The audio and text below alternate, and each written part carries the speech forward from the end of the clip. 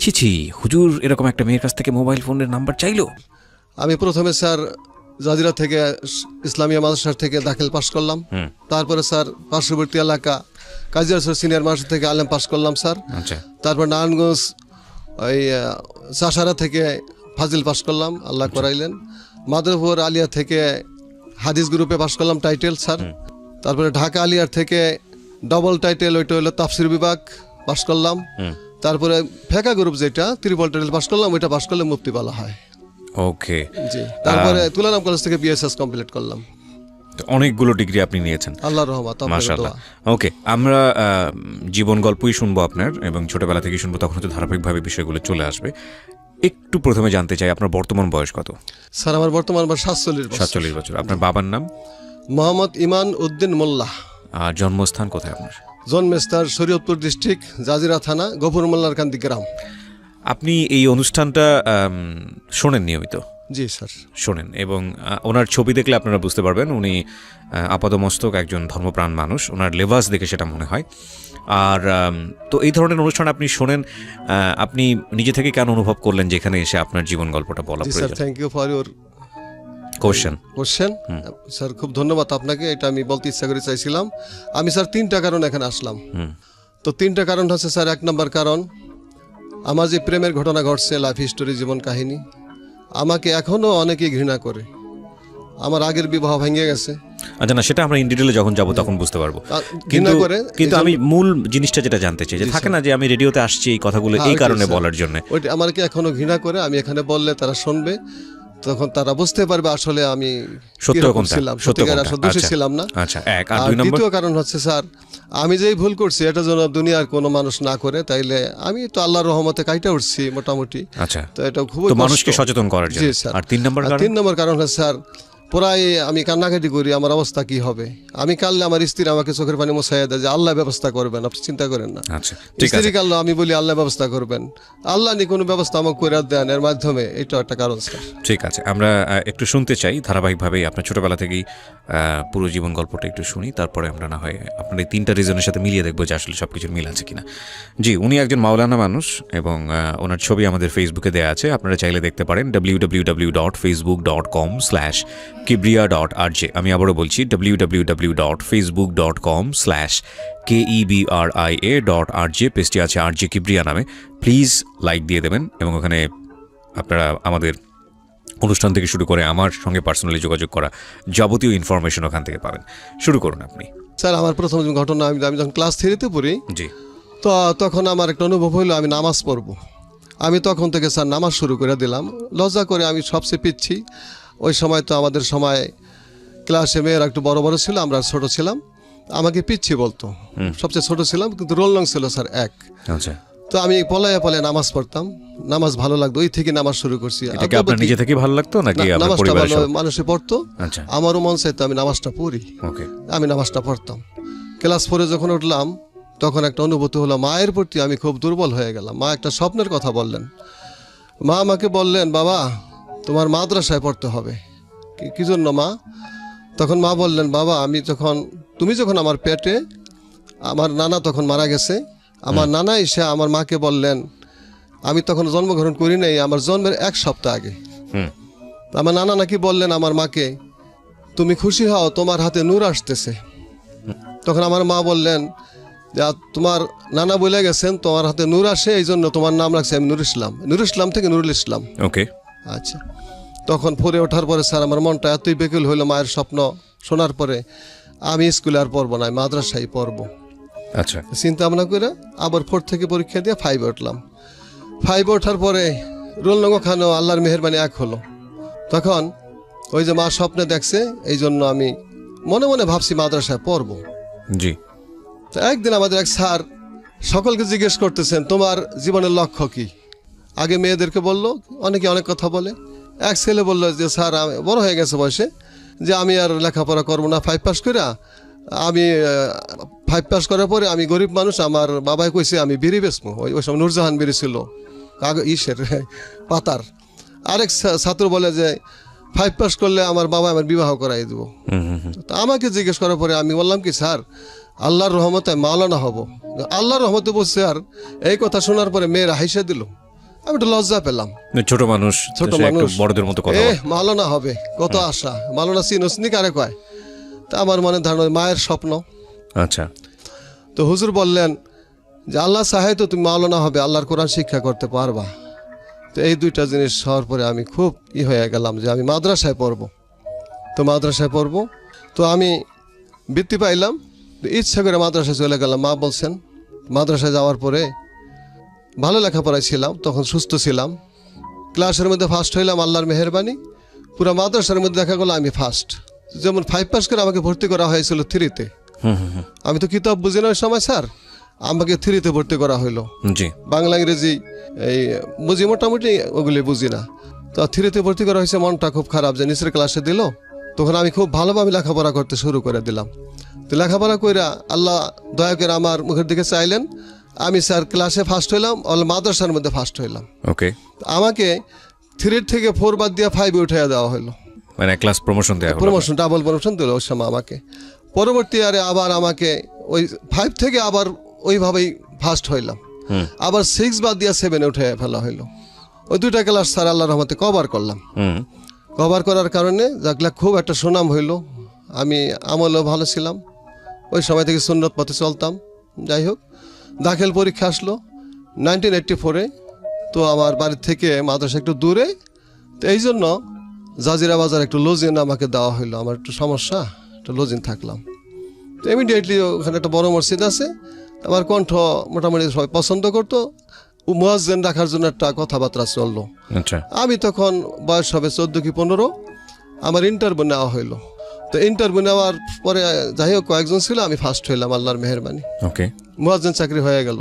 গরিব মানুষের ছেলে, গরিবই ছিলাম মোটামুটি, টাকাটা একটু কাজে লাগলো আমার। বাবা কি করতো আপনার? বাবা হেলথে চাকরি করতেন, পিয়ন ছিলেন। আচ্ছা, তো আমাদেরকে অনেক কষ্ট করে লেখাপড়া করাইছে। জি, আমরা 6 ভাই 1 বোন। জি, মুয়াজ্জিন হলেন, তারপর? মুয়াজ্জিন হইলাম। তো মুয়াজ্জিন, ইমাম সাহেবের খাওয়া ঠাকা সব রেডি আছে স্যার, কিন্তু মুয়াজ্জিনের খাওয়া রেডি নেই। তো আমাকে বললো, তো তুমি কষ্ট করতে হবে, মুয়াজ্জিন আজানও দিতে হবে, ক্লাসে লেখাপড়াও করতে হবে, এটা লজিনে খাওয়ার ব্যবস্থা করতে হবে। তো ভালো ছাত্র হিসেবে তারা একটু মূল্যায়ন করে একটা লজিন কাছেই দেওয়া হলো।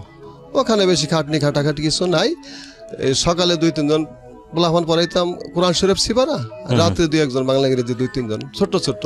জি, তো বড় একটা মেয়ে আছে ক্লাস এই 10-এ পড়ে, শিরিন, সে যে আমার কাছে পড়বে এটা আমি জানি না। তো আপনি তখন কোন ক্লাসে? আমি তখন দাখিল পরীক্ষা দেবো স্যার, ওকে, অর্থাৎ মেট্রিক পরীক্ষা দেবো। তো মেয়েটা আমার কাছে সকালে পড়তে আসছে। আমি অতি ধার্মিক ছিলাম, ওই সময় মেয়ের দিকে তাকাইতাম না।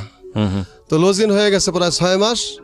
অদ্যবধি ওর সাথে একটা অন্য কথা বলি না, কোরআন শরীফ পড়া যায়, আমি নাও করি না, পড়া যায়, আমি নিচের দিকে তাকাইয়া পড়া দিই, দেখার চেষ্টা করি না, এইভাবে চলে। কিন্তু মাঝে মাঝে মেয়েটা আমাকে মানে হাইসা হাইসা কিছু কথা বলে যে আমাকে হুজুরে এত অল্প বয়সেই এত সুফি, এইটা সেইটা, কথাও বলেন না, এইরকম কথা বলে। আচ্ছা, ওদিক দিয়ে মুয়াজ্জিন হিসাবে নামাজ পড়াই, আমার পড়াশোনা শোনার পরে সবাই খুশি। এক পর্যায়ে আমাকে বড় জামা গায়ে দিতাম, গোল জামা এ পর্যন্ত স্যার। জি, আমাকে অনেকেই সুফি সাহেব বলে, কেউ কয় পীর সাহেব ঠাট্টা করে, কেউ কয় আল্লাহর ওলি হয়ে গেছে, এমন কয়। আমি ওদিকে খেয়াল করি না, আমল করি শুধু আল্লাহর জন্য, ওগুলা বুঝি না স্যার কিছুই। আর মেয়ের যে কি স্পর্শ এটা আমি কিছুই জানি না। কোনো মেয়ের সাথে প্রেমের কথা অদ্যবধি হয় নাই ওই পর্যন্ত, যখন আমি মেট্রিক পরীক্ষা দেবো আর কি, এসএসসি পরীক্ষা দেবো। হঠাৎ ওর মা, আমার দূরবর্তী ফুফুর সম্পর্ক হয়। তা আমাকে বলল, নুরুল ইসলাম তুমি এখন পোলাপান পড়ার দরকার নাই, তুমি নিজে একটু লেখাপড়া করো, তোমার কয়েকদিন পরে পরীক্ষা। আমি খুব খুশি হইলাম ফুফুর কথায়। আমি এখন আমার লেখাপড়া আমি করি। তো একটা ঘরে সকালবেলা 7টা 7:30টার দিকে আমি পড়তেছি নামাজ পড়ার পরে। ছোট্ট ছোট্ট ছেলে মেয়ে পড়াশোনা করানো লাগে না, ওরও পরীক্ষার সামনে, ওরটা একটু পরে, ও পড়তেছে ওই ঘরে। ওটা মানে শিরিন, হ্যাঁ পড়তেছে। তো আমি কল্পনাও করি না, ওর দিকে আমার খেয়াল নাই কোনো। হঠাৎ করে আমি খেয়াল করতেছি ও ওই ঘরে পরে আমার দিকে বারে বারে তাকায়, কিন্তু আমি ওটা খেয়াল করলাম, চাইলাম না সেরকম আগ্রহ করে। আপনি যে বাড়িতে লজিং থাকতেন ওই লজিংওয়ালার মেয়ে। জি। তো হঠাৎ করে খেয়াল করলাম ঘর থেকে চেয়ার থেকে উঠা, ডিস্টেন্স বেশি না, একটু আর কি, তা আসলো। আমি পড়তেছি, আমার পিছনে চেয়ারের কিনারে পিছনে দাঁড়াই রয়েছে। আমি স্যার কিছুই বলি না, যে কে কি জন্য আসছেন, আমি আপনি করে কথা বলতাম, সেও আপনি করে কথা বলতো। তা অনেকক্ষণ দাঁড়াই রয়েছে, আমি পড়া পড়তেছি, একটা আবারত আরবির দাখিল পরীক্ষার। হুম তো হঠাৎ করে পিছনে একটু গুনগুন কান্নার শব্দ পাই। তখন আমার হৃদয়ের মধ্যে একটা মসর দিল যে ব্যাপার কি। তখন আমি তো তারপরে কিছু বলি না, আমি খুব ধার্মিক ছিলাম ওই সময়, এখন তো এটা নাই। জি তো আমাকে হঠাৎ করে বলে, হুজুর আপনি এমন নিষ্ঠুর, করুণ সুরে, গলাটা খুব ভালো ছিল। হুম হুম তো মেয়েদের কথা তো যতই ছবি থাকি, হৃদয় একটু গাঁথলো স্যার। হুম হুম তা আমি চিন্তা করলাম ও কি চায়, কাঁদতেছে। তখন আমি বললাম, কি বলবেন বলেন। আবার বলে, আপনি এমন নিষ্ঠুর, শুনতে চাইলেন না, আমার দিকে চোখ তুলে তাকাইলেন না, আমি কি চাই। তখন আমি বললাম, আপনি কি চান বলেন। বলেন, আমি যা চাই আমাকে দেবেন। আমি কি দেখেন, ইনশাল্লাহ আমি চেষ্টা করবো দেওয়ার জন্য। তখন কয় না, ফট করে আমার হাতটা ধরছে, বলেন যা চাই দিবেন। আমি যেমন আমাকে সাবেক কামড় দিলে যেরকম ছুটটা যায় স্যার, এমনি ছুটে গেছি। গুণা হবে মনে মনে খেয়াল করি, মুখে বলি না। আচ্ছা ছুটটা যাইয়া আমি নিচের দিকে তাকে উঠা মেলা করছি। অহন দিয়ে স্কিপেরা কান্দে। তখন মনটা নরম হয়ে গেল আমার। তা আমি বললাম, আচ্ছা আপনি কি চান বলেন। বলেন আপনি আমাকে দিবেন। আমি বললাম তো আমি চেষ্টা করব। তখন আমি বলার পরে মেয়েটা বলতেছে, বলেন হুজুর আপনি সম্ভব না হইলেও দিবেন। তখন হঠাৎ করে আমার চোখের দিকে কান্না হয়ে শোনার পরে চোখের দিকে তাকাইলাম, তাকাই দেখি ওর চোখে পানি। জি আজকে দেখলাম এই 6 মাস পরে ওর চেহারা কত সুন্দর, দেখা আমার দিলটা নরম হয়ে গেল। তা আমি ওনার বললাম হঠাৎ করে, ঠিক আছে তুমি যা চাও, আপনার থেকে তুমি বললাম, হুম হুম তুমি যা চাও আমার সম্ভব না হইলেও সম্ভব করে নেব ইনশাআল্লাহ। হুম তখন হাসে দিল, চোখে পানি মুখে হাসি, অপূর্ব একটা ব্যাপার। হঠাৎ করে স্যার চলে গেল, চায় না, ঘরে চলে গেল। আমি কি চাইলা না, ঘর থেকে একটা খাতা কলম নিয়ে আইসা লিখতেছে KISS, কিস মানে চুম্বন করা। হুম হুম আমি অর্থ তো আমি জানি না, আসল অর্থটা আমি জানি। তখন বাংলায় লেখলো চুম্বন করা। তখন যে আমি কথা দিছি, আমাকে 2 গালে 2টা দেওয়া হলো। অবাক দৃষ্টিতে তাকিয়ে রইলাম, কি হয়ে গেল, আসলে তো এটা অন্যায় হলো, গুনাহ হইলাম, করলামটা কি। আমি হঠাৎ একটা মেয়ের পাল্লায় পড়ে গেলাম। তো পড়ছি আমি চলে গেলাম মসজিদে। তখন সকালে খাওয়া খাইলাম না, ওর আম্মাকে ফুফু ডাকতাম দূরবর্তী, ইসলাম খাইবা না তুমি, আমার মন ভালো না, খাবো না। আমি ওর প্রেমী বলে তা খুশি, এই জন্য আমি চিন্তাযুক্ত না স্যার। আমি চিন্তাযুক্ত একটা গুনাহ তো করলাম, আমি জীবনে মেয়ের স্পর্শ করি না, এটা হলো কি, করলাম কি। ওকে এই জন্য আমি কান্নাকাটি করতেছি আল্লাহর কাছে। কিন্তু ওই যে শয়তানের কুফলি, ওই যে ইন্না শাইতান লিল ইনসানি আদুউম মুবিন, নিশ্চয়ই শয়তান প্রকাশ্য দুশমন, শত্রু, নেক্সট সুরতে ধোকা দেয়। তখন আমার মনে হলো কি, একটা হাদিস মনে হইলো যে আল্লাহকে বিশ্বাস করা, যে আল্লাহ একক অদ্বিতীয়, ওয়াহদাহু লা শারিকা লাহু কোই শরিক নেই, আল্লাহর কোনো শরিক নাই। আল্লাহকে একক বিশ্বাস করা আর মানুষের অন্তরে মানুষের সাথে ভালো ব্যবহার করা সবচেয়ে ভালো কাজ। আর আল্লাহর সাথে শিরক করা আর মানুষের অন্তরে ব্যথা দেওয়া সবচেয়ে এটা খারাপ কাজ, গুনাহ হয়। এইটা হঠাৎ শয়তান আবার ধোকা দিল নেক্সট সুরতে। তো আমি বললাম না, মেয়েটা অন্তরে কষ্ট পাইছে, যাক কিছু না, যাক। তো এইভাবে রইল। পরদিন দেখি একটা কলম আইন আমার হাতে দিছে, পরীক্ষা কয়েকদিন পরে। জি আপনার কলমটা- পরীক্ষা আমার পরীক্ষা, আমারটা আর 1 মাস আগে, ওরটা 1 মাস পরে। তখন বললো গিফট। তখন আমি ওই যে স্যার মোটামুটি প্রেমে পড়ে গেছি, কলমটা নিলাম। রাতে কি আপনি কোথায় থাকতেন রাতের বেলা? রাতের বেলা স্যার মসজিদে থাকতাম, মসজিদে ঘুমাতেন? মসজিদে ঘুমাতাম স্যার। এটা আমার সুবিধা ছিল, শুধু খাওয়া দাওয়া আর পড়া ওখানে। মসজিদে রুম ছিল থাকার। ওই ইনসান কলমটা আমাকে দিল, আমি নিলাম। ওই আমলে ছিল, এখন নাই স্যার। কয়েকদিন পরে একটা টুপি দিল স্যার। টুপিটা দেওয়ার পরে আমি এখন এত খুশি হয়ে গেলাম। আমার কিছু দুশ্মন ছিল, অল্প সময়, আমার অল্প বয়সে আমার সুনাম এটা সহ্য করতে পারতেছিল না অনেকেই। ওরা মুখে আমাকে বন্ধু ভাবে, অন্তরে আমাকে শত্রু ভাবে, আমি জানতাম না। হঠাৎ ওদের কাছে আমি বললাম খুশি হইয়া, এই শিরিন না আমার কিস দিছে, বন্ধুদের কাছে? বন্ধুদের কাছে। আচ্ছা আর আমার এই দেখ, এই কলমটা দিছে আর আমার এই টুপিটা দিছে, খুব সুন্দর ফুল খাটাইয়া। দেখার পরে ওদের মাথা ঘুরে গেল, কিন্তু কিছুই প্রকাশ করলো না। হঠাৎ কয়েকদিন পরে দেখি মাদ্রাসার মধ্যে বিশাল একটা ব্যাপার, সুপারিনটেন্ডেন্ট সাহেব হুজুরকে জানাইবো। তারা এইটাই মনে করছে যে কিস দিতে পারে আর কি না করছে। আসলে আমি ওর শরীরটা একটু হাত স্পর্শ করি নাই স্যার, কিন্তু আমি অবাক হয়ে গেলাম কি ঘটতেছে। হঠাৎ ওইখানে কথা বলে, ওইখানে কথা বলে। তো ওরা আমার কাছে একজন আইসা বলল, 5টা লোক আমার ক্লাসমেটই সবাই, প্রায় 1জন না 2জন নিচের ক্লাসে। একজনে কয় বিচারটা আমরা করব, নাহলে কিন্তু আমরা সবার কাছে বলে দেব। তো আমি ভয় পেয়ে গেলাম স্যার।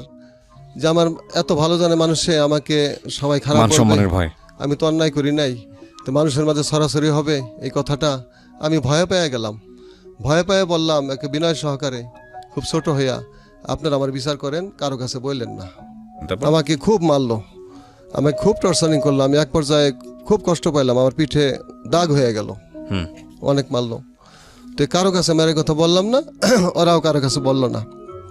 তা আমি পরে ওখান থেকে ছাড়া পাওয়ার পরে আব্বা আম্মা ভাই বোন কারো কাছে বললাম না যে আমি হইল কি, আমি অন্যায় তো কিছু করি না, এই জন্য মারলো ওরা, ওরা খারাপ কিছু ছড়াবে এই জন্য আমাকে মারলো, না কিন্তু ছড়াইয়া দেয় বানাইয়া, তখন আমার অবস্থা হবে কি। হুম আমি এই চিন্তা করে স্যার শুক্রবার জুম্মার নামাজ পড়তে গেলাম, ওই মসজিদে এখনো মুয়াজ্জিন আছি, চাকরি যায় নাই। তো জুমার নামাজের পরে আল্লাহর কাছে মনাজাত দেওয়ার পরে চিন্তা ভাবনা করে হঠাৎ করে আমি হার্ট ফেল করলাম।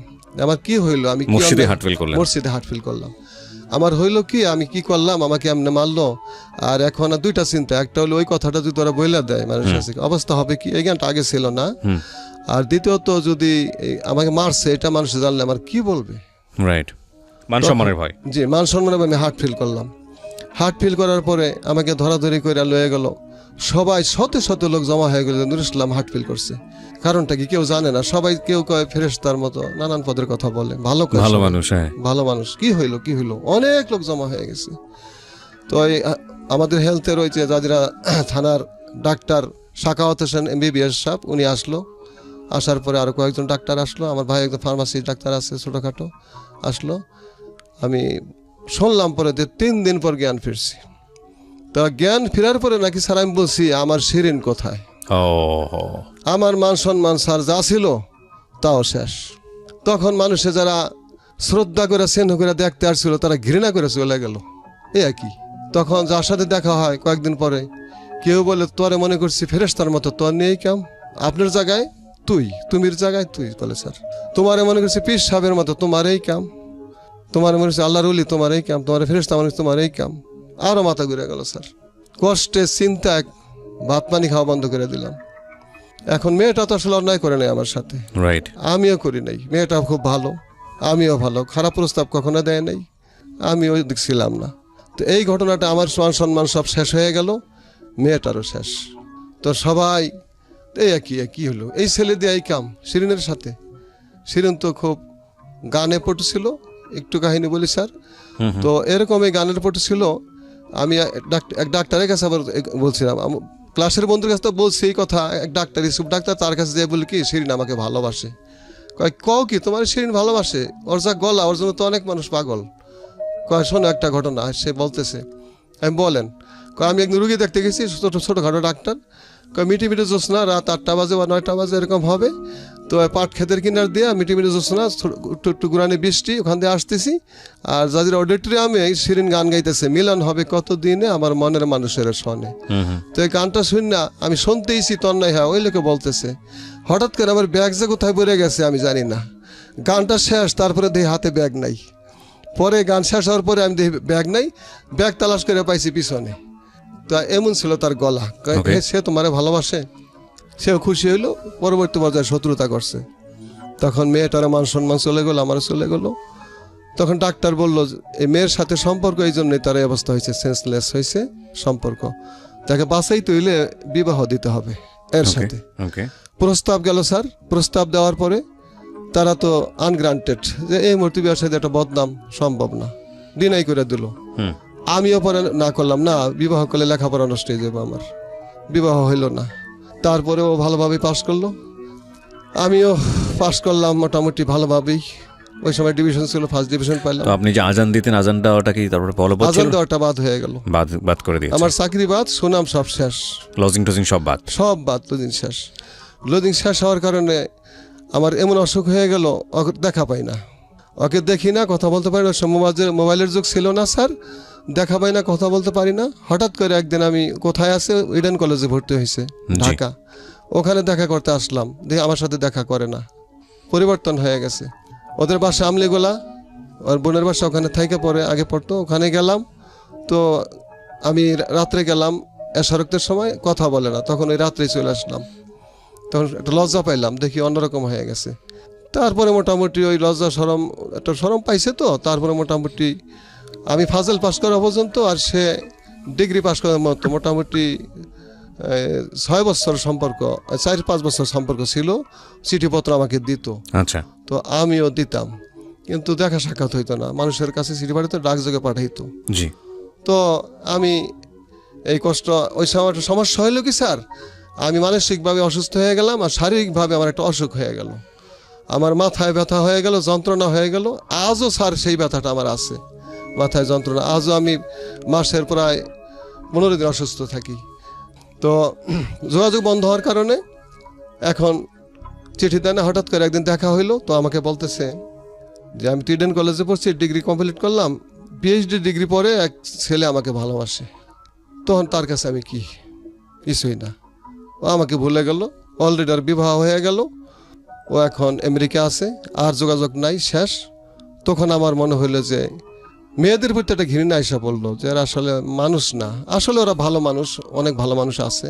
শ্রোতা মন্দিরের কাছে আমি ক্ষমা চাই। মেয়ে জাত, ওরা মায়ের জাত, তাকে আমি সম্মান করি। তার প্রতি একটা ঘৃণা এসে পড়লো। আমি কোনো মেয়েকে আর ভালোবাসবো না, জানতাম না, ভালোবাসিও নাই কোনো দিন, আর বাসবো না। তো আমি লেখাপড়া করতেছি, তো পারি না লেখাপড়া করতে। আমার মায়ের প্রতি সম্মানে আমার মাথা নিচু হয়ে আসে। আমি প্রত্যেকটা পরীক্ষার আগে মার কাছে দোয়া চাইতাম যে মা, আমার এখন মা নাই, মা মারা গেছে 4 বছর আগে, বাবা মারা গেছে 8 মাস আগে। আমি মার কাছে দোয়া চাইতাম, মা আমি তো লেখাপড়া করতে পারি নাই, আমার জন্য দোয়া করবা মা, তুমি করে কথা বলতাম। মায়ের প্রতি খুব দুর্বল ছিলাম। মার খেদমত জীবন ভরে করছি, আল্লাহ করেছে। মা দোয়া করতেন, বাবা তুমি যাও, তোমারে আল্লাহ ফাঁস করাইবেন। আজকে মা থাকলে মায়ের দোয়া নিয়ে এখানে আসতাম। এরকমভাবে আল্লাহর রহমত, মায়ের দয়, বাবার দয়, আল্লাহ প্রত্যেকটা ক্লাসে পাস করাইলো। তো আর কোন মান নাই, দাখিলটা মেট্রিক, আলেম পাস, ওইটা করলাম, আয়ে পাস, ফাজলটা ডিগ্রি, কামেলটা হাদিস বিভাগে ওইটা এমএর কোর্স, মাস্টার্স, ওটা পাস করে আমার হলো আমি মা বাবার খেদমত করব। খেদমত করার জন্য একটা মসজিদে চাকরি করব। আমি খুব ভালোবাসতাম, ইমামতি চাকরি ভালোবাসতাম। তো বিক্রমপুর যে একটা মসজিদে ইন্টারভিউ দিলাম, চাকরি হয়ে গেল। চাকরি হওয়ার পর ওখানে প্রায় 5 বছর চাকরি করতেছি। তো আমার একটি হলো, কাউকে ভালোবাসবো না, আমি সুন্দরী একটা মেয়ে দেখে আমার বাপ মার কথা মতো বিবাহ করব। ওইখানে আরেক ভুল হয়ে গেল। আমার মা বাবা ভালো ভালো মেয়ে দেখে আমার জন্য, অনেক প্রপোজাল আসে, ভালো ভালো মেয়ে। ওদিক দিয়ে যে মসজিদে চাকরি করি, মসজিদের মতো আলী সাহেবের মেয়ে আমাকে দেওয়ার জন্য অস্থির। মেয়েটা কোনো দিক দিয়ে সামঞ্জস্যপূর্ণ না, আমি লেখাপড়া খুব কম, মাত্র 8-এ উঠছে, ছোট্ট মেয়ে, বিবাহ তারা দিবে এটা আমি জানতাম না। আর মেয়েটিকে আমি তাকাইতাম না। হঠাৎ করে তারা, আমি কোনো বাড়িতে থাকি না, মসজিদেই থাকি, তো কোনো ভালো খাবার হইলে আমাকে পাঠিয়ে দেয়। জি, 1 গ্লাস দুধ, শরবত, এটা সেটা অরে দিয়া পাঠিয়ে দেয়। তো আমিও খাই। এইভাবে কি দিয়া কি করছে জানি না, প্রায় এইভাবে 1 বছর চলে। চলার পরে স্যার ওই মেয়ের প্রস্তাব তারা দেয় এক লোকের মারফত, যে আমার মেয়েকে হুজুরের কাছে বিবাহ দিতে চাই। তো আমি এক পর্যায়ে বলে ফেললাম, ওই মেয়ে আমি বিবাহ করবো, ওরে আমি তো চাকরি নিয়েও রাখি না, আল্লাহ মাফ করুক। হয়তো এই কথাটা আল্লাহ বেজার হয়ে গেছেন, চাকরি নিয়ে রাখোস না, আমি আল্লাহ দেখাই দেবো। শেষে এমন হলো, কি দিয়ে কি করছে জানি না, ক্ষতিকারক কিছু নষ্ট থাকতে পারে, উপরি কালাম টালাম করে এমন হয়ে গেল। কত ভালো ভালো মেয়ে দেখায়, আমি মত না, আমি রাজি না। ওই মেয়ে বিবাহ করার জন্য আমি বাড়িতে এসে নিজে বললাম, আমার বাবার কাছে, মার কাছে বললাম, মায়ে বললো বাবার কাছে। তখন বাবা দেখে আসলেন, বাবার কারো পছন্দ হয় না মেয়ে, ওর জন্য তো ভালো প্রস্তাব, এই মেয়ে বিবাহ করবে। তখন আমার কথা সবাই রাখতো, জানে যে মোটামুটি সব দিক দিয়ে ভালো জানে সবাই, আমার কথা ফালায় না। তখন আমাকে শাসন যদি করা হয়, আমাকে মার দেওয়া হয়, আমি কিন্তু ফিরা যাই। আমার কথা রাইখা বাবা কি করলেন, আল্লাহ ব্যস্ত নসিব করে আমার আব্বা আম্মাকে, আমার কথা রাইখা তারা বিবাহে রাজি হয়ে গেল। বিবাহের দিন ঘনায় আসলো, আমি শুধু আফসোস করি। আর মানে কি যে একটা অনুভব হয়ে গেল, ভাষায় প্রকাশ করতে পারবো না স্যার আপনার সামনে। আমি পাগলের মতো হয়ে গেলাম যে আমি কি বিবাহ করতেছি, বলতেও পারি না, বিবাহ করবো এটাও মানে নিতে পারি না। যথাসময় দিন গড়ে আসলো, তার একটা ট্রলার নিয়ে বিক্রমপুর থেকে, বিক্রমপুর মেয়ে, তারা প্রায় 70 জন লোক আসলো আমাদের বাড়িতে। তখন বিবাহের মজলিসে বসে আমাদের কাছারি ঘরে। তো আমার মন তখনও খারাপ। কাজী সাহেব বলতেছে বিবাহের জন্য আমাকে বলতে কবুল বলেন। আমি মাথার টুপিটা ওইখানে ফালাই দিয়া আস্তে থুইয়া ওই মসজিদে যেয়ে বই রইলাম, আমি এই বিবাহ করবো না। তখনও ফিরে গেলে আমাকে বিপদে পায় না। আবার সবাই বুঝিয়ে শুনে, তো তারা যারা বিবাহ দেওয়ার জন্য আমাদের বাড়িতে গেছেন বরযাত্রী, তারা যদি রাগ করে উঠাইসে পড়ে যে আমাদের অপমান করলো বর, আমরা এর কাছে মেয়ে বিবাহ দিব না, তাইলে কিন্তু ঘটনা ঘটে না, পার পেয়ে যাই। তারাও উঠলো না। তো আপনি তো রাজি ছিলেন, আপনার ভিতরে হঠাৎ করে আবার এই ধরনের আসলো কেন? সেইটাই প্রশ্ন, যে ওই যে বললাম কি দেয়া কি করলো বলতে আচ্ছা, পারি না। ঠিক আছে, হঠাৎ করে এক পর্যায়ে মনে হচ্ছিল যে আপনি বিয়ে করবেন না প্রথম দিকে, তারপরে আবার রাজি হলেন নিজে নিজেই, জি স্যার। তারপর আবার মনে হচ্ছে যে না বিয়েটা করা ঠিক হচ্ছে না, এরকম একটা দোনমন অবস্থায় ছিলেন। জি স্যার, মানসিক। ওকে ওকে, তারপর আমাকে বুঝে শুনে আনা হলো, এক পর্যায়ে বিবাহ হয়ে গেল। বিয়ে সাথে- আপনার বাড়িতে? আমার বাড়িতে। আপনার বাড়িতে কেন হবে? বিয়ে হলো তো মেয়ের বাড়িতে হওয়ার কথা। আমাদের দেশে কাবিনটা এই ছেলের বাড়িতে হয়, অনুমতি নিয়ে আসে। ও ওকে, আচ্ছা ঠিক আছে, ইন্টারেস্টিং। তারপর? হ্যাঁ, অনুমতি নিয়ে আসছে মেয়ের বাবা বিবাহ দিল। তো সাথে সাথে বর নিয়ে যায় শ্বশুরের সাথে বা লোকের সাথে মেয়ের শ্বশুর বাড়িতে। আমাকে নেওয়ার জন্য বলল, আমি গেলাম না, মনে খাটে নাই বউ, তখন আমি গেলাম না। সেই জায়গায় গেছি প্রায় 1 মাস পরে, মানুষের বলাতে না যেয়ে পারলাম না, কিন্তু আমার মনে অশান্তি। যাই হোক, ভাগ্যের লেখা খণ্ডে না স্যার। এরম করতে করতে 2টা মেয়ে আমার হয়ে গেল। প্রথম মেয়ে সুমাইয়া, 1 বছর পরে আরেক মেয়ে হয়ে গেল মরিয়ম। জি, তো সংসার জীবন কেমন ছিল? সংসার জীবন খুবই অশান্তি ছিল। ওরে ভালোবাসতেও পারতাম না, আবার ভুলতেও পারতাম না। আবার এরকম ভালোবাসা না দেওয়াতে ওরাও আমাকে ভালো জানতো না, ওরা আমাকে জামাই হিসাবে ভালো জানতো না, মানিয়ে নিতে পারতো না। এইভাবে মেয়েটার বয়স, বড় মেয়ের বয়স যখন 7 বছর, 1 বছরের ছোট বড়, ছোট মেয়ের বয়স 6 বছর, ওই স্ত্রীটাও নার্ভাস হয়ে গেছে, আমি ভালো ব্যবহার করি না। হঠাৎ একদিন, তারও দোষ ছিল না, সে আমার ভাত খাওয়ার জন্যই চেষ্টা করছে। আমারই মন ভালো না, যে কি করলাম, ব্যবহার ভালো করতে হবে, মাইট ধরে করি না, গালাগালি কোনোদিনই করি নাই। অন্তর থেকে একটা ভালোবাসা আছে না, ওইটা আমার সম্ভব হইতো না, কেমন যেন ভাব, উড়ো ভাব। হঠাৎ একদিন মেয়েটা ওর আব্বার কাছে বলে, আমি এর ভাত খাবো না। তার দিকে একটা আগে ঘটনা ঘটে, ওইটা আমি ঘটনা ভুলে গেছিলাম। জি বলুন। ওই ঘটনা যদি আমি রাখতাম, তাইলে হয়তো ভাত খাইতো। কি ছিল ঘটনাটা? ঘটনাটা ছিল, ওর দুলাভাই থাকে ইতালি। আমার একদিন হঠাৎ বলে যে এই মসজিদে চাকরি করে এতে কাজ হবো না, ইতালি যাইতে হবে। তখন ইতালি যাওয়ার জন্য আমি রাজি না। পাসপোর্ট করতে গেলাম, তখন দাড়ি আমি কোনো দিনই ছাঁচি নাই, দাড়ি ফালাই দিতে হইব। পাসপোর্টে পরে রাখা যাবো, দাড়ি ফালাইতে হইব। তা আমি দাড়ি ফালাই ইতালি যাম না, আর ও ইতালি যাইব, পরে একা চলে যাইব আমার ভাত না খাইয়া। তখন আমি দাড়ি ফালাইলাম না, ইমানের পরীক্ষা আল্লাহর রহমতে আপনাকে পাস করলাম, দাড়ি ফালাইলাম না। তো কিছুদিন পরে যাই হোক, ইতালি বাদ হইল, ইসলামী ব্যাংকে আমার একটা চাকরি হয়ে গেল। তো ইতিমধ্যে বিবাহ করার পরে ওই ডাবল টাইটেল পাস করলাম তাফসির বিভাগে, ফেকা গ্রুপে পাস করলাম, ট্রিপল টাইটেল, তুলারাম কলেজ থেকে BSS কমপ্লিট করলাম, ব্যাচেলর অফ সোশ্যাল সায়েন্স। তো এগুলোতে আমার চাকরি হয়ে গেল। 49 জন পরীক্ষা দিছিল, এটা গ্রেড 3-তে প্রফেশনাল অফিসার পদে। 2টা লোকের চাকরি হলো, একটা আমাদের ডক্টর বলা হয়, ফেকা নিয়ে পাস করলে আমাকে ডক্টর ধরা হইলো আরবিতে, তাকে ওই হিসাবে আমি পাস, ডক্টর একটা লাইন আছে, তার 2টা চাকরি হইলো। ভালোই বেতন পাইতাম স্যার। গাজীপুর ব্রাঞ্চে ছিলাম। এই অবস্থায় ইতালি যাইবই, এই বেতনে তার হবে না। ওই সময় কম পাইতাম, হয়তো 18,000, এখন অনেক বেতন হয়ে গেছে, অনেক বছর আগের কথা। হঠাৎ একদিনে ভাত খাইব না, আমি ভাত খাইব না, কি তোমার কি হয়েছে? ওই দিন ভাত খাওয়ার কথা আমার বলে নাই। আমি তো, কি হয়েছে তোমার, এমন করো কেন? কয়, আপনার কি আছে? আমার দুলাভের 5তলা বিল্ডিং আছে, আপনার কিছুই নেই, ইতালি যাইবেন, নাহলে আমি ভাত খাবো না। মনটা আমার বেজার হয়ে গেল। তো আমি দাঁড়ি চাষা সম্ভব না, ইতালি যাব না, আমার ব্যাংকে যা পেয়ে এতে চলে যাবো, আল্লাহ চালাইবেন। দেখেন স্যার, হঠাৎ করে একদিন ও ভাবছিল, আসলে আমি তো, এটা ওর দোষ না, তারও দোষ না মনে হয়, ভাবছিল আমি তাকে আনবো আবার। হঠাৎ করে ভাত খাইব না কইয়া তাদের বাড়িতে, অন্য কোথাও জানে, তার ভাইয়ের বাড়িতে চলে গেছে।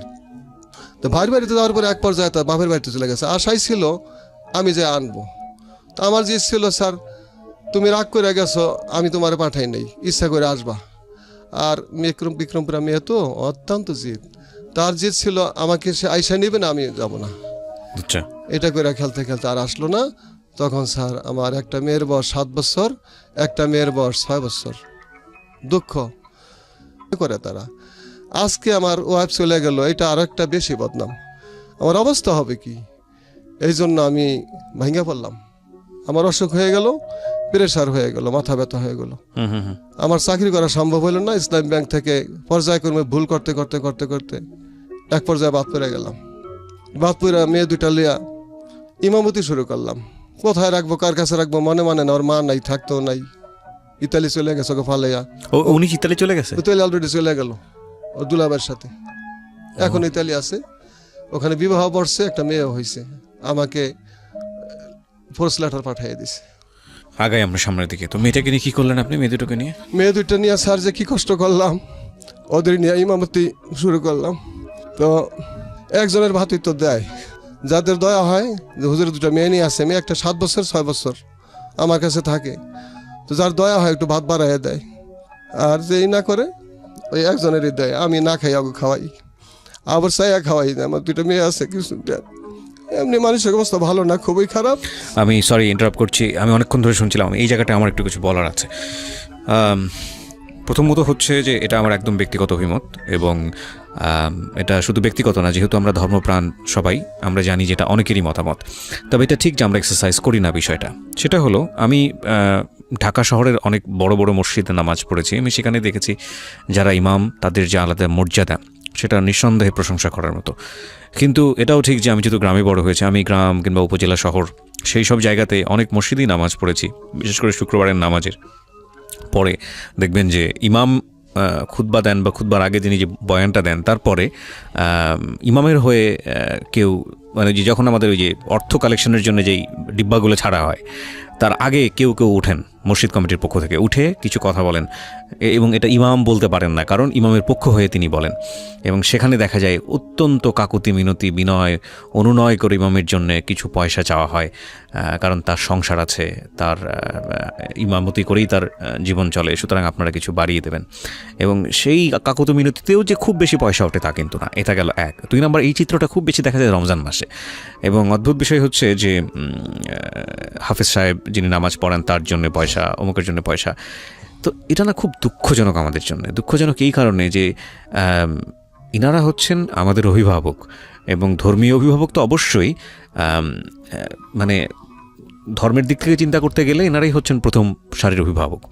এবং এনাদের পরিবার আছে, এনারা একটা সচ্ছল জীবনযাপন করতে চান, এবং করাটা উচিত, কারণ তারা আমাদেরকে লিড করেন, এবং তাদের জায়গাটা থেকে, যেহেতু তারা আমাদের লিডার, সুতরাং সেই জায়গাটা থেকে তাদের, আমরা যদি সচ্ছল জীবনযাপন করি, তাদেরও সচ্ছল জীবনযাপন করার অধিকার আছে। এবং অদ্ভুত বিষয় হচ্ছে যে আমরা এই জায়গাটায় অনেক বেশি কৃপণতা দেখাই। উনি যে কথাটা বললেন, বাংলাদেশের অনেক ইমামের ঘরের চিত্রই এটা। এবং আমি যে এলাকায় বড় হয়েছি, সেখানকার একজন ইমামকে আমি চিনতাম। ভদ্রলোক, মানে নামাজ পড়াতেন, কথা বলতেন এত মৃদু স্বরে, সাউন্ডটা শেষ পর্যন্ত আসতো না। আমার দেখা একটা কথা আছে যে ওই আশেপাশের মানুষজন যাকে ভালো বলেন, সৃষ্টিকর্তাও নাকি তাকে ভালো বলেন। আমার দেখা অসম্ভব ভালো, সৎ একজন মানুষ। এবং জীবনে কোনো দিন এত বিপদগ্রস্ত থাকলেও বা এত কষ্টে থাকলেও কখনো আমি দেখেছি এরকম যে এই ভদ্রলোক ঠিকমতো খেতে পায় না। এবং আমি তখন এসএসসি পরীক্ষার আগের গল্প বলছি, এবং মানে পেটের সাথে পিঠ লেগে যাচ্ছে, এরকম একটা অবস্থা। তারপরে জীবনে কোনোদিন মানুষের কাছে হাত পাতেননি। এবং যে এলাকায় উনি নামাজ পড়াতেন, মোটামুটি বলা যেতে পারে যে নিম্ন মধ্যবিত্ত পরিবারের বর্গ থাকেন ওখানে। এবং এরকম অনেক ইমাম আছেন যারা আমাদেরকে এক অর্থে বলা যেতে পারে সুন্দর একটা জীবনের স্বপ্ন দেখান। তো এই সব মানুষজনের জন্যে আমরা যেন কখনো কৃপণতা না করি। একটা কথা আছে না যে প্রতিবেশীর খোঁজ নিয়ে দেখা উচিত যে এই প্রতিবেশীটা কেমন আছে, এবং সেই উত্তম প্রতিবেশী বলে একটা কথা আছে। তো আমার মনে হয় যে সেই জায়গাটা থেকে আপনার এলাকায় আপনি যে ইমামের পেছনে নামাজ পড়েন, আপনার অবশ্যই তার সম্পর্কে খোঁজ নেওয়া উচিত, এই অর্থে যে এই ইমামের পরিবারটা কিভাবে চলে, তার আর্থিক যে সচ্ছলতা যতটুকু থাকলে সে খেয়ে পড়ে সুন্দরভাবে বাঁচতে পারবে, তার সন্তানদেরকে মানুষ করতে পারবে, ততটুকু আছে কিনা, এবং এটা জানা আপনার নৈতিক কর্তব্য।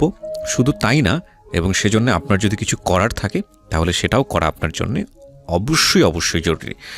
এবং আমি যে কথাগুলো বললাম, আমার মনে হয় যে এগুলোর সাথে আপনারা সবাই কম বেশি পরিচিত। এই যে ইমামের যে জীবনযাপনের টানাপোড়েন, জি, আপনার গল্পে আমি ফিরে যাই। আমি একটু সময় বেশি নিলাম, হয়তো এতে অনেকেরই বোধোদয় হবে আর কি। আপনার কথা ধন্যবাদ, শুনে স্যার। মনে পড়লো। জি, তো একটু যদি ভাত বেশি দিত সেখান থেকে আসি। তা হ্যাঁ, এইভাবে চলতে লাগলো। লজের সময় আমার চলে গেছে যে আমার মেয়ে তো এটা না খেয়ে থাকে, সমস্যা। আর যারা ইচ্ছা করে দেয় ভালো। তো আরেকটা করুন শব্দ হইলো, কাহিনী হইলো স্যার, ওরা আমার সাথেই থাকতো। রাত্রে কোথায় দেবো মেয়ে দুইটারে, আমার সাথেই থাকতো। তো অনেক জায়গায় ওয়াজ করতে তো দাওয়াত পাইতাম না, হয়তো ছোটোখাটো পাইতাম, ওয়াজ শুনতেই যাইতাম। ওয়াজ মাহফিল হলে আমি চলে যেতাম, এটা আমার আবার ছিল আর কি।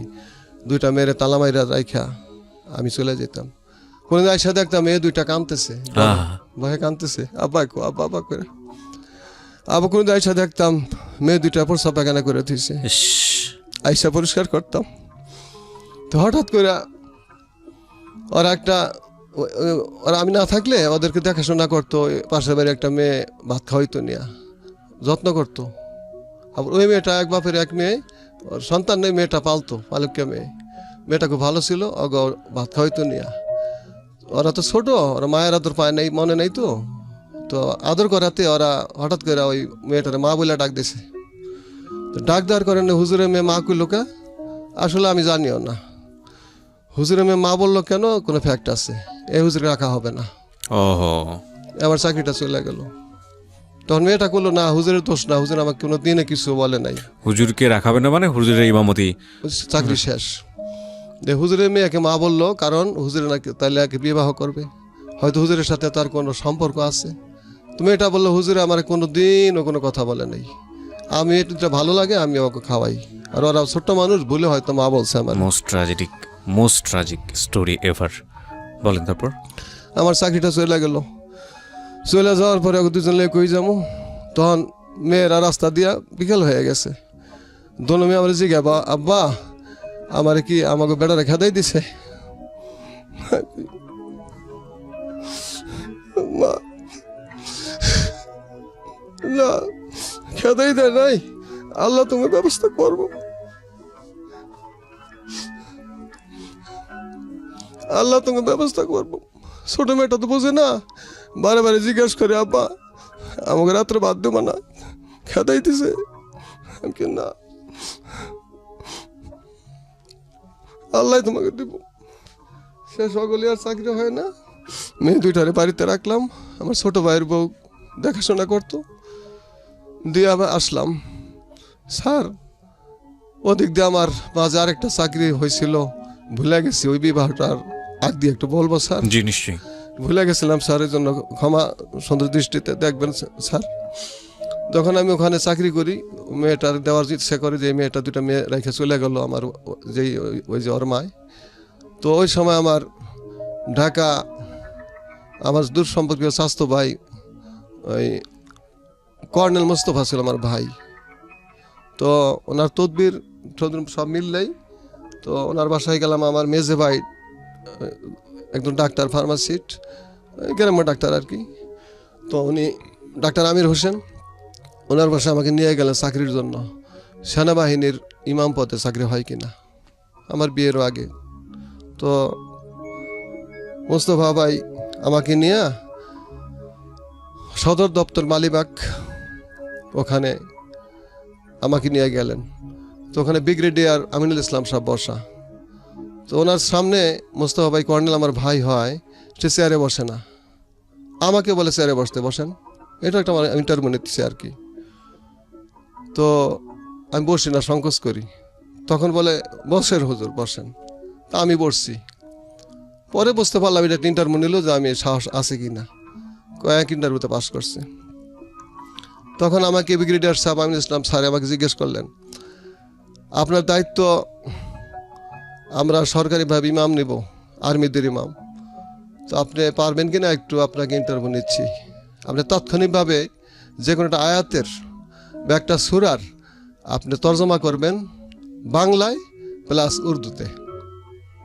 তখন আমি দুইটা সূরাই উর্দুতে বাংলা তর্জমা করলাম। বলবো স্যার? না লাগবে না, ঠিক আছে, আপনি পেরেছেন। হ্যাঁ, তর্জমা করবো, পছন্দ করলেন।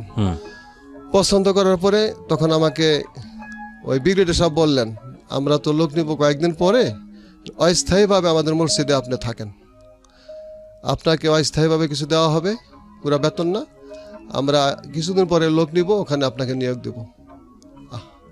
ইসলামিকের চাকরি থেকে এটা অনেক ভালো, অনেক ঊর্ধ্বে স্যার, একদম মেজর পোস্টের দাম ওখানে। আমি বললাম কি, আমি স্যার এখানে চাকরি করতেছি এক জায়গায়, তো সরকারি হইলে আমাকে বলবেন, তখন আমি আসবো। ও এই একটা ভুল করলাম। এই যে গেল, তো ঠিক আছে আসেন, আইসা বললাম, আমাকে আর টাকা হলো না। তো আমি ঠিক আছে, তারপরে সে একটা খোঁজ দিল আরেক জায়গায় একটা ইমাম নেবে। জি, তো সামনে রমজান মাস আসতেছে, বেশি বাকি নাই, চাকরি না হইলে আমার পকেটে একটা টাকা পয়সা নাই, কি করব। তখন ওখানে ইন্টারভিউ দেওয়া হলো, সভাপতি খুব ভালো ছিলেন, আমার চাকরিটা মোটামুটি ছোট এক মসজিদে হয়ে গেল। ঢাকার বড় মসজিদ না, প্রত্যন্ত গ্রাম অঞ্চলে, গঙ্গানগর করার নাম, নারায়ণগঞ্জের মধ্যে, আচ্ছা, বক্তবলী এলাকায়। চাকরি হওয়ার পরে তো তারাবির নামাজ তো আর ছুটি নেই, একটা মাস থাকতেই হবে। আমার স্যার মনটা দিন রাত কলিজার টুকরা টুকরা হয়ে যেত মেয়ে দুটা বাড়িতে। ওর মা নাই, ওকে ছেড়ে গেছে, মা থাকতেও নাই, আমিও নাই। কাঁদতাম মাঝে মাঝে, আল্লাহর কাছে কাঁদতাম যে আল্লাহ তুমি একটা ব্যবস্থা করো, টাকা পয়সা তো নাই, ওই তুমি সংসার জীবনে একটু শান্তির ব্যবস্থা করো। আর মা ডাকতে পারে, হয়তো সেদিনকার সেই রমজানের কান্না আল্লাহ কবুল করেছেন। আল্লাহ কবুল করছেন।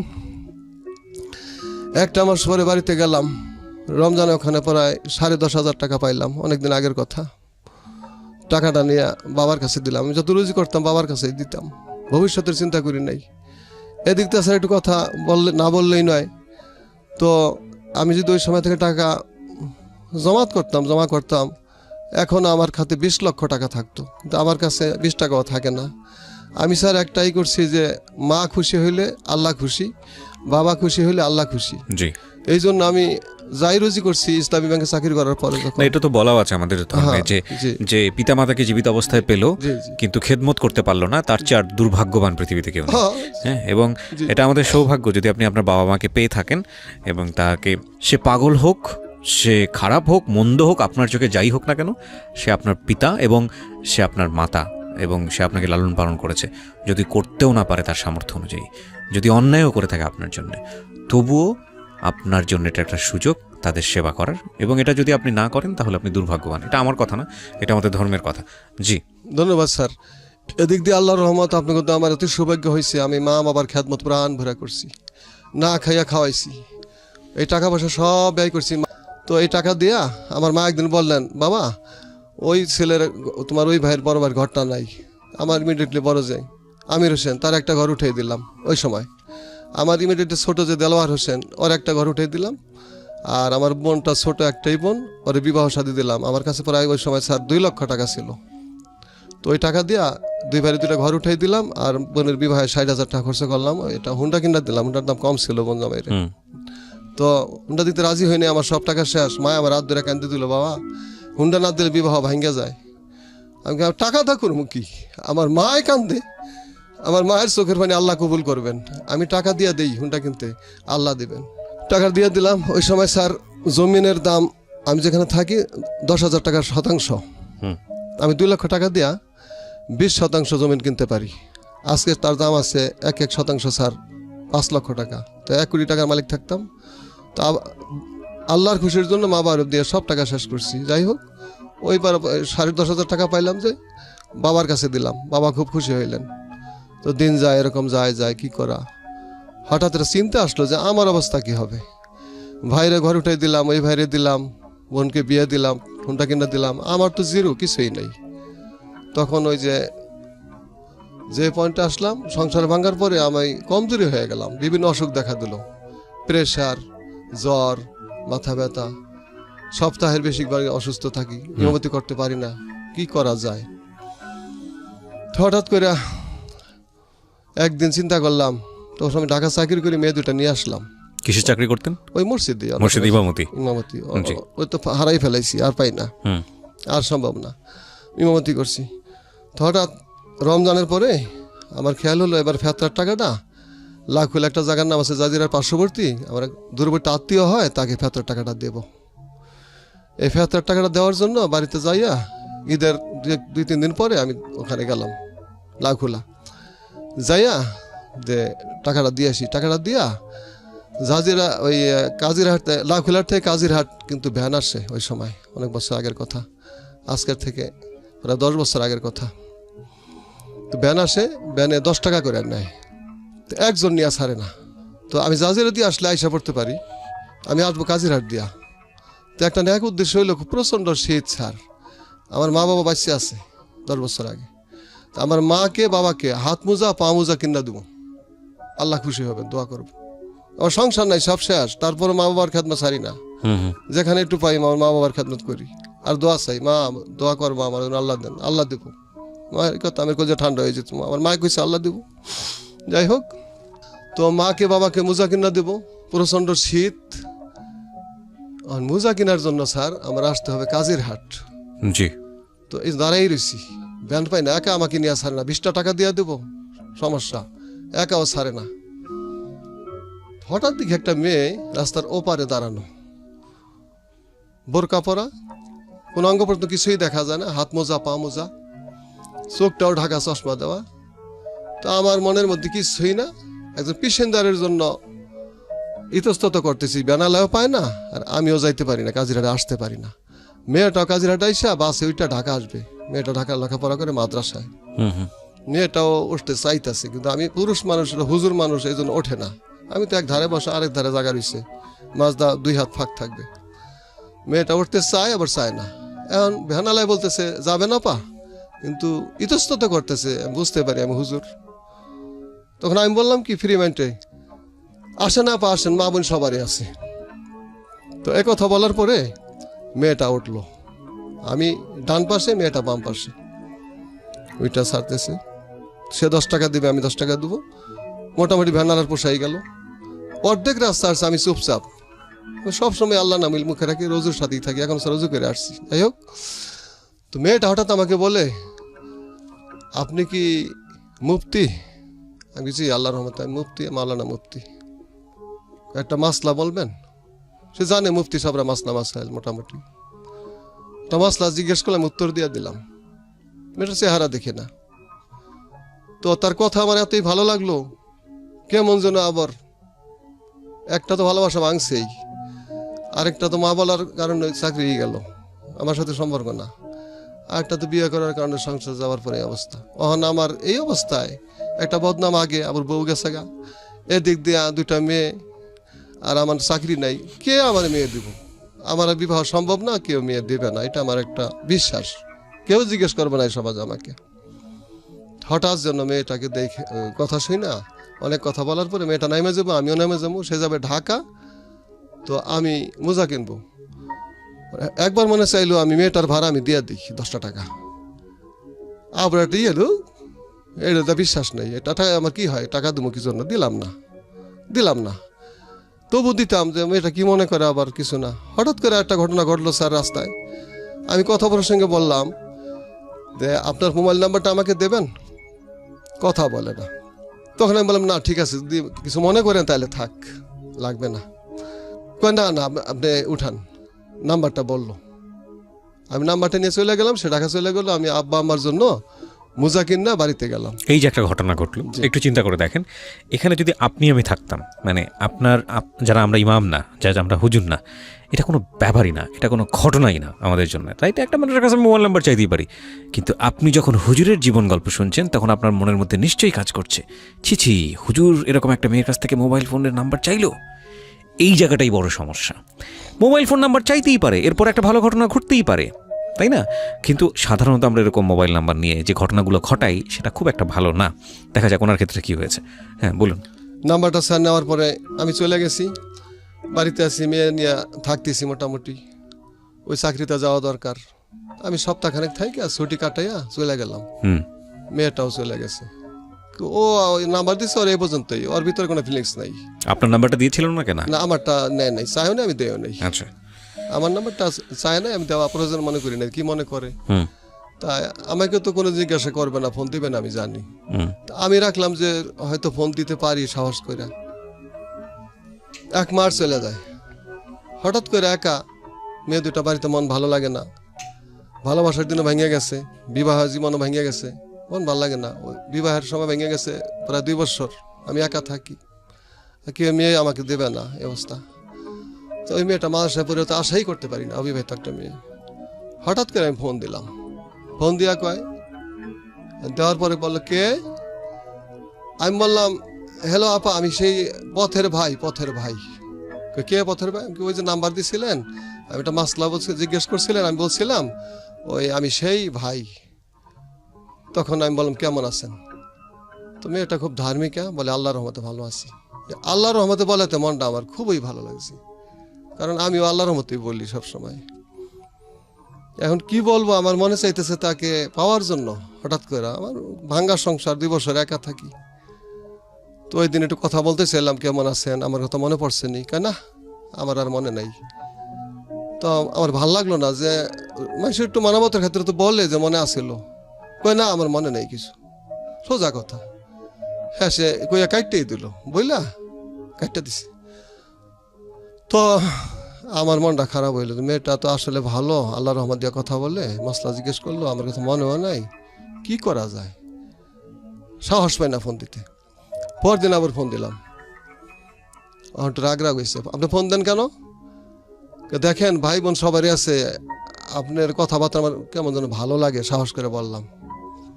ভালো লাগলে তাতে কি হয়েছে, আপনি ভাই আমি বোন, এই হিসাবে ভালো লাগতেই পারে। অ্যাবাউট করলো। তখন আমি বলতে চাই ভালোবাসার কথা, তাড়াতাড়ি বলতে চাই। আমি তো একজন খুব মানে ইগোর ব্যথাগ্রস্ত মানুষ, বলতে সাহস পাইলাম না। 3-4 দিন এভাবেই কথা বললাম। কয়েকদিন পরে হঠাৎ করে ফোন দিয়ে কিছু কথা বললে, আপনি নামাজ পড়েননি, এই ঠিক করে। হঠাৎ করে আমি বললাম কি, আপনি বললে আপনি তো আমার থেকে অনেক ছোট হবেন, আমি তুমি করে কথা বলতে চাই, কি কও? কয় বলেন, তুমি করে বলেন, সমস্যা নেই। মনে মনে কই আলহামদুলিল্লাহ, তুমি করতে বলছে বলি, তুমি করে কথা বলি, ওগুলা বলতে সাহস পাই না। এদিকে দিক কথা বলে ঘুরে বলি কি, আচ্ছা তুমি আমাকে তুমি করে বলো। কয় ইট ইজ ইম্পসিবল, এটা সম্ভব না। আমি খাইছি। ইংরেজি জানো? পড়ো কোথায়? আমি হাফজা শেষ করছি, দাখিল পরীক্ষা দেব, মানে মেট্রিক পরীক্ষা দেব। তখন ভিতরে ভয় হয়ে গেল। আমি যতই লেখাপড়া থাকি, ট্রিপল টাইটেল বা বিএসএস, আমি তো বিবাহিত, 2টো Right. মেয়ে আছে। রাইট। এই মেয়ে তো সম্ভব না কোনোদিন, বয়স আমার থেকে অনেক কম। ভালোবাসার কথা কেমনে বলি, ভালো লাগে না। জুমার দিন আসলো, শুক্রবার জুমা পড়াইলাম, বক্তব্য তেমন দিতে পারলাম না। সবাইকে হুজুর এমন করে কথা কয়, তার বক্তব্য ভালো রাখে, আজকে এমন কেন? কিন্তু কারকে বুঝাইবো স্যার, এ বলার কোনো মানুষ নাই তো, কারো কাছে বলতে পারি না। শনিবার দিন অনেক কষ্ট করে কাটে, আর রাত 10টার দিকে ফোন দিলাম। তখন মেয়ের কথা মনে কষ্ট, ওরা কেমন আছে, বড় মেয়ে সুমাইয়া, ছোটলা মরিয়ম। ফোন দিছি, অন্তে ফোন ধরে না। কয়েকবার দেওয়ার পরে ধরছে, আপনি আমাকে ডিস্টার্ব করলেন, আমি ঘুমে আসি। তখন অনেক কথা বলার পরে দেখো আমার তো ঘুম আসে না। তখন বলে আপনি কি বলতে চান? আমি অত কিছু বুঝি না, আমি তোমাকে ভালোবাসি। আপনি বললেন? আমি ঠাস করে বলে ফেলাইলাম। কথা বলে না, ফোন কাটা দিছে। আবার দিছি, কাটা দেয়, আবার দিছি, কাটা দেয়। রাত্রে ঘুম হইল না, কি করি? এই আর মন যায়। মেয়েটা সম্পর্কে জানতেন আপনি, মানে কোথায় থাকে, কি করে, ওর হ্যাঁ, পরিবার মেয়ে- সম্পর্কে এটা জেনেছেন? ডিটেলস, ঠিকানা এটা আগে বের যে জানা কথাবার্তা ফেলাইছি, হয়েছে? ওকে। ওই লাখ হলেই তাদের বাড়ি। এবং এটা কি মানে আপনি যে তাকে প্রপোজটা করলেন, একটা বিশাল বয়সের গ্যাপ ছিল, জি। অবশ্যই অনেক বড় গ্যাপ। এবং আপনার সম্পর্কে সে কি জানতো যে আপনার 2টো মেয়ে না, আছে, দুটো মেয়ে আছে এটা জানে এর না। আগে একটা বিয়ে হয়েছে, কিছুই জানে না? বিয়ে করছি, মেয়ে আছে, কিছুই জানে না। কিছুই জানে না। ওকে। হঠাৎ মেসেজ পাঠাইলাম, মেসেজ কিছু কথা লেখলাম, ওইটা পইরা কিছুটা নর্মালে আসলো। ফোন দিলাম, মতো ধরলো। তখন ফোনে বলে যে দেখেন, এটা তো আমাকে অনেক ছিল অফার দিছে এ পর্যন্ত, মেয়ে খুব সুন্দরী এবং খুব ভালো, খুব ন্যাক্কারিনী। তো আমাকে অনেক ছিল অফার দিছে, আমি অ্যাভয়েড করছি, আমি এটা করবো না কোনোদিন। আমার আব্বা আমা যেখানে আমাকে দেন ওখানেই যাবো, লুলা একটা ছিল হোক। তখন আমার মধ্যে এই ফিলিংস কাজ করলো, স্যার মেয়েটা তো আসলেই ভালো। হায় হায় রে, আর আমি কি করলাম? তখন মন ভাল লাগে না, যে করে হোক এই মেয়েটা যদি পাইতাম, আমার সংসার হয়তো সুখের হইতো। একটা আল্লাহর তরফ থেকে একটা কল্পনা আসলো, কিন্তু আকাশ পাতাল ব্যবধান, কি করে হয়? পরে ফোন দিলাম, এখন একটু একটু কথা হয়, 1 মাস চলে গেছে।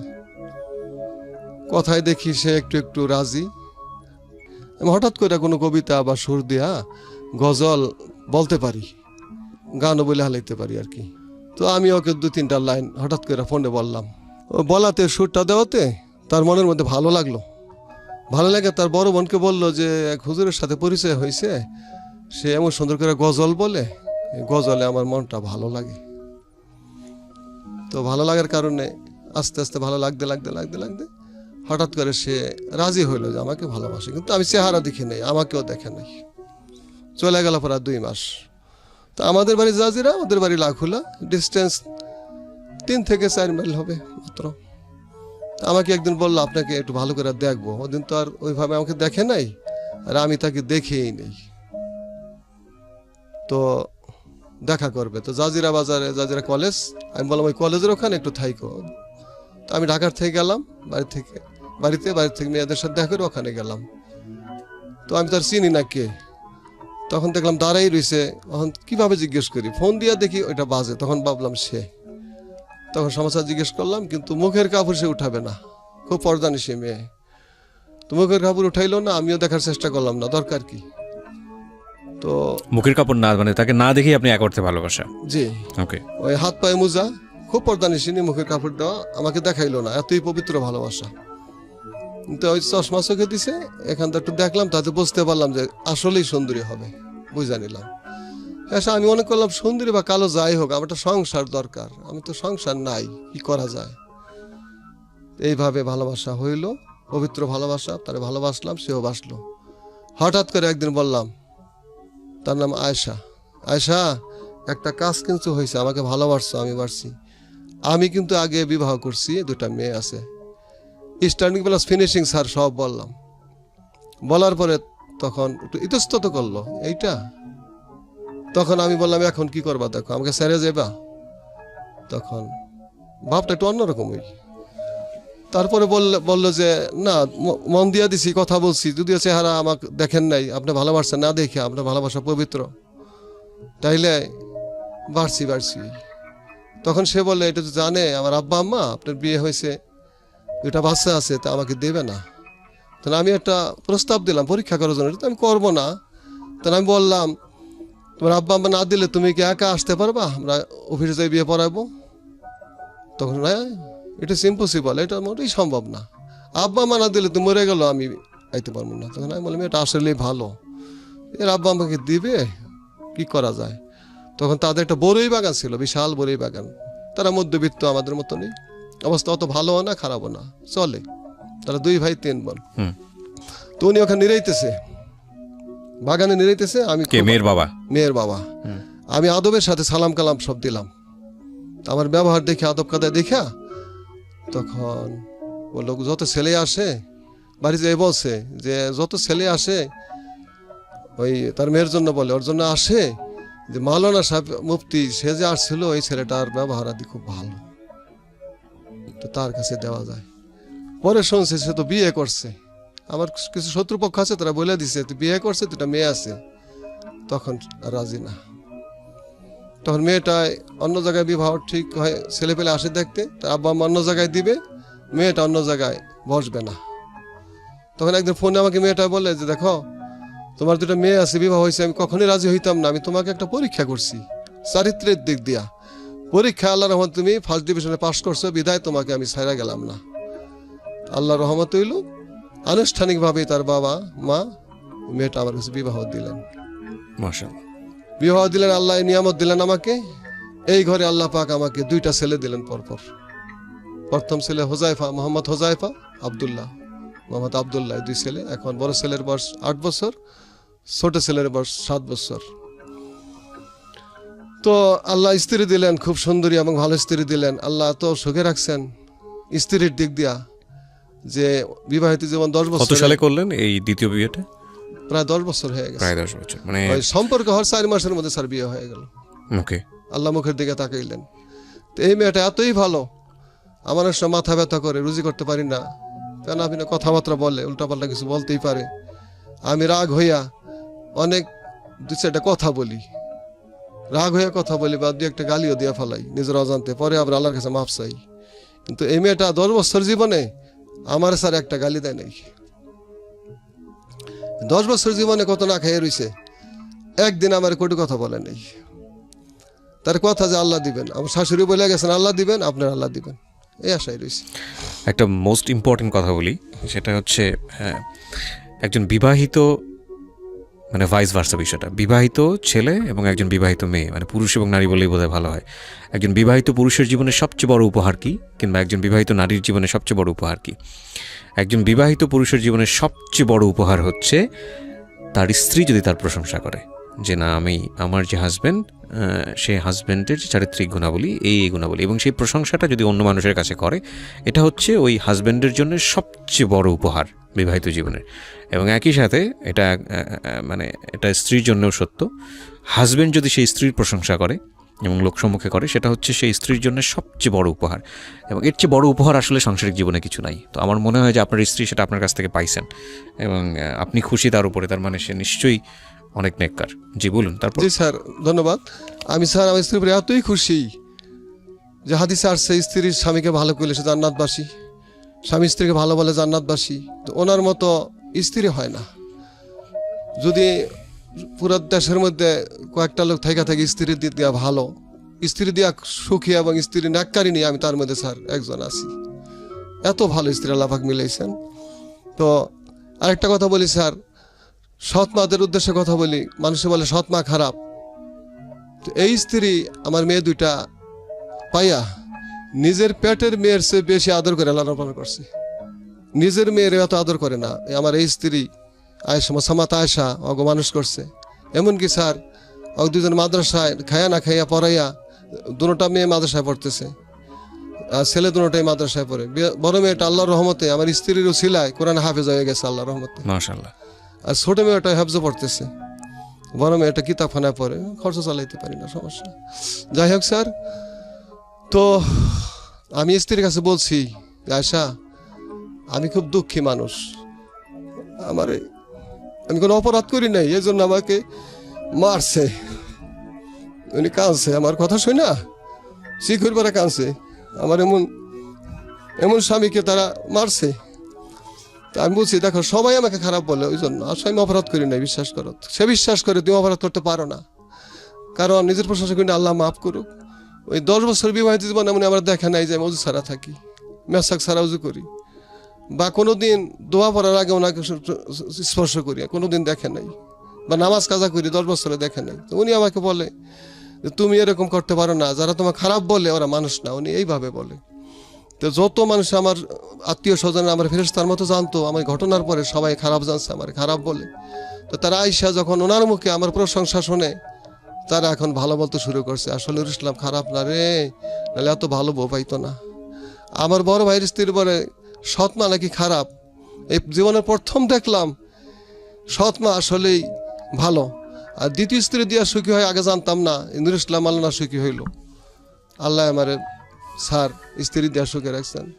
মাঝে একটা ঘটনা ঘটে গেল, আমি অদ্যবধি পর্যন্ত ভালো ছিলাম, এই 1 বছর আগ পর্যন্ত ইমামতি করতাম, খাইতাম লইতাম, আর একটা হাই স্কুলে স্যার চাকরি করতাম, বেসরকারি হাই স্কুল। ওখানে এমপির তত্ত্বাবধানে চল, তার নামে স্কুলটা বিএম মোজাম্মেল হক উচ্চ বিদ্যালয়। জি। তো উনি স্যার 3000 টাকা করে বেতন দেয়, আর মসজিদে পাইতাম মিল্লা জিল্লা কোনো রকম ডাইল ভাত আল্লাহ খাওয়াইতো। তো 3000 টাকা বেতন দেয়। হঠাৎ একদিন এমপি সাহেব গেল, সমস্ত শিক্ষকরা চেষ্টা করতেছে একটু বেতন বাড়ানোর জন্য, 5000 করার জন্য, এমপি সাহেব বাড়ায় না। তো আমি একটু লেখালেখি করতে পারি, এই জন্য তারা বললো হুজুর আপনি বেতন সম্বন্ধে একটু কবিতা লেখেন, গজলের সুরে বলবেন। তা আমি সকালবেলা ফজরপুরে আমার স্ত্রীকে বললাম তুমি কি কাউ লেখমুনি, তো 22 লাইন কবিতা লিখলাম স্যার। ওইটা অনুষ্ঠানে এশারক্তে রাখতাম, মাগরিবের পরে বললাম। আমার প্রায় অসুস্থ থাকি, ওই যে টেনশন, ওই যে বাল্য জীবনে ছাত্র স্টুডেন্ট লাইফে আমার ঘটনা ঘটছে, মাথা ব্যথা স্যার আজও আছে, ওই টেনশন মাথা ব্যথা আজও আছে, সাথে সাথে লিভারের সমস্যা হয়ে গেছে, লিভারে অনেক সমস্যা। যাই হোক, তো আমাকে কমিটি নিয়োগ দিছে যে চাকরি হবে।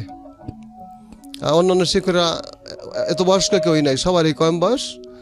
তো কমিটি নিয়োগ দিছে এইভাবে যে শুনাইছি চাকরি হবে, এই আশায় স্যার 5 বছর যাবৎ আশায় বুক বাঁধতে চাকরি করতেছি, আমার চাকরিটা সরকারি হবে। তা গত 2 মাস আগের নিউজ যে আসলে চাকরি তো সরকারি হবে, বিভক্ত ঘোষণা হয়ে গেছে, কিন্তু যাদের বয়স 35-এর উপরে তাকে নেওয়া হবে না। আগে যে নিয়মটা ছিল ওই কর্তৃপক্ষ নিয়োগ দিছে ওইটা চলতো, এখন ডিজিট থেকে ওখানে সরাসরি শিক্ষক পাঠায়, একজন চলেও গেছে শিক্ষক, এখন চাকরিটা আমার ছাড়ার পথেই, তাহলে ওখান থেকে বাদ। আর মসজিদে আমার চাকরি এবার রমজানের 1 মাস আগের থেকে বাদ হয়ে গেছে, অসুস্থতার কারণে আমি করতে পারতেছি না চাকরি, খুবই সমস্যা। তো মোটামুটি চলতেছিল চাকরি, তো বিশেষ করে সকালবেলা ওই ভজন নামাজের পরে পোলাপান পড়াইতে হয়, ছেলে পেলে পড়াইতে হয়, ওইটা আমি পড়াইতে পারি না, আমার মাথা টাচ করে দূরে যায়, অনেক সময় হার্ট ফিল করি, যার কারণে আমি চাকরিটা করতে পারিনি। এবার তারাবির নামাজটা পড়াইতে পারি নাই, যার কারণে এরকম আল্লাহর কাছে কান্দাকাটি করা হয়। তো হঠাৎ 2 মাস যাবৎ ঘুমই আসে না ভালো করে। তো মোবাইল তো আমার নাই, এটা কম দাম মোবাইল আছে, আগের এটার মধ্যে ওই শোনা যায় না রেডিও, তো অনেক কষ্ট ক্লাস করি, আমার স্ত্রীকে একটা মোবাইল কিনে দিছি মাস 2 আগে। তো ইয়ারফোনে আমি শুনি আপনাদের অনুষ্ঠান, আমি শুনি, আমার খুব ভালো লাগে, ঘুম আসে না, কি করব। তারপরে একদিন শোনার পরে ঘুম না আসার পরেও আমার ভালো লাগে।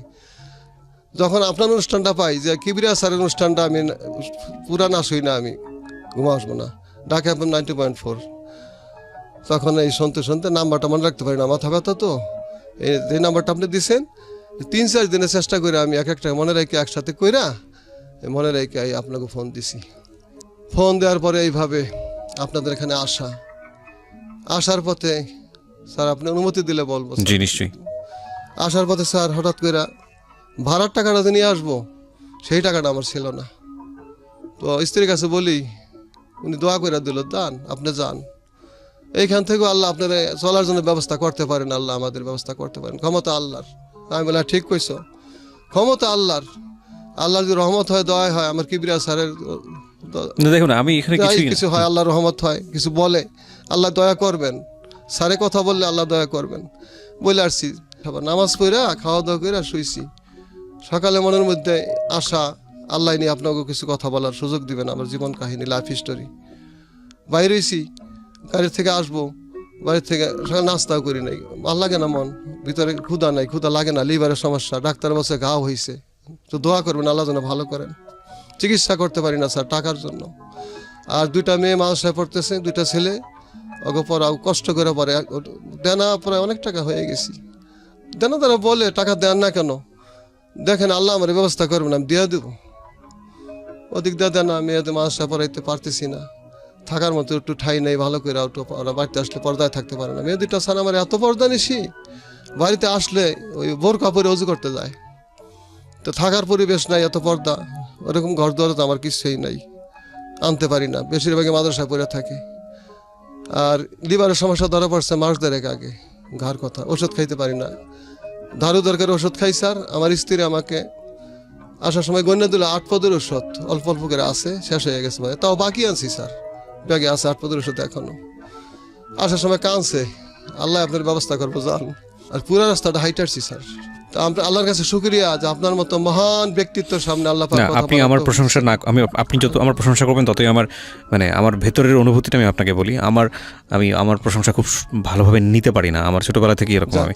সো আপনি আমাকে নর্মালি স্যার বলেছেন, এটা আপনার বলার জায়গা থেকে, আমি যদি আপনাকে বারণ করতাম তাহলে আপনি গল্পটা ঠিকমতো বলতে পারতেন না, এই কারণে আমার খুব অস্বস্তি লেগেছে এই শব্দটা শুনতে। যাই হোক, আমি একটা জিনিস আপনাকে একটু বলি, আপনি এখানে কেন এসেছেন সেটা আমি বুঝেছি। আপনার জীবন গল্পটা খুব গুরুত্বপূর্ণ ছিল এই পার্সপেক্টিভ থেকে। আমি আজকে প্রথমেই বলে নিই যে এখানে অনেক মানুষ আসেন সাহায্যের জন্য, হ্যাঁ, অনেক মানুষ আসেন, এবং আমরা আসলে সেই অর্থে সাহায্যের গল্প প্রচারও করি না, আমার অনুষ্ঠানের এথিক্সটা ওরকম না।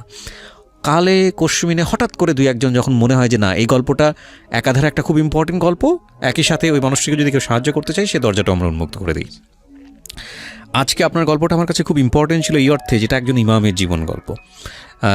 এখানে অনেক মাদ্রাসা পড়ুয়া, অনেক স্টুডেন্ট এসেছেন, মাদ্রাসা পড়ুয়া অনেক লিসনাররা এসে যাদের জীবন গল্প বলেছেন, সেটা ঠিক আছে, কিন্তু আমার জানা মতে আমার খুব মনে পড়ে না যে আমি এরকম একজন মানুষ যে আগাগোড়াই ইমামতি, আপনি ধর্মশিক্ষক ছিলেন, আপনি যেটা বলছেন, এরকম তার কোনো জীবন গল্প আমি প্রচার করেছি, আমার মনে পড়ে না। তো সেই অর্থে আজকের জীবন গল্পটা আমার কাছে খুব গুরুত্বপূর্ণ মনে হয়েছে যে আমাদের সমাজের অনেক বড় একটা প্রভাবশালী অংশ হচ্ছেন এই ইমামরা, এবং যারা উনি যেটা বললেন যে যাদের আর্থিক অবস্থা বা সাংসারিক অবস্থা অত্যন্ত করুণ এবং তাদের এইটার উপরই, এই পেশার উপরই থাকতে হয়, খুব নীতিবান হওয়ার চেষ্টা করেন তারা, এবং সেই জায়গাটা থেকে সংসারের যে টানাপোড়েন সেটা তাদেরকে মেনে নিয়ে সামনের দিকে এগোতে হয়।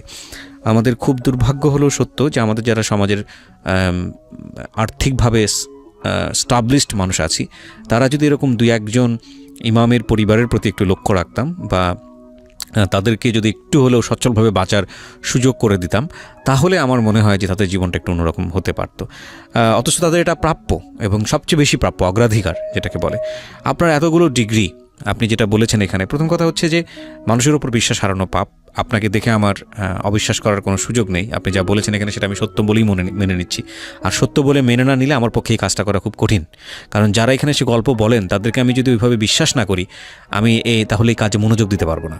তো সেই অর্থে আপনি যা এখানে বলেছেন আমি ধরে নিচ্ছি আপনার সমস্ত কিছুই আপনি সত্য বলেছেন, এবং বাকিটুকু তো ওপরওয়ালা ভালো জানেন। তো সেই জায়গাটা থেকে আপনার জীবনে একটা স্বাভাবিক জীবন আসুক, যেহেতু আপনার 4টি সন্তান, 2 মেয়ে 2 ছেলে, এবং আপনি আপনার স্ত্রী আর সব কিছু মিলিয়ে আপনারা 6 জন মানুষ। তো 6 জন মানুষের চলাফেরা এবং সচ্ছল জীবন যাপনের জন্য ধর্মীয়ভাবেও আপনারা প্রচণ্ড ধর্মভীরু মানুষ। অসুস্থ স্যার খুবই। হ্যাঁ, এবং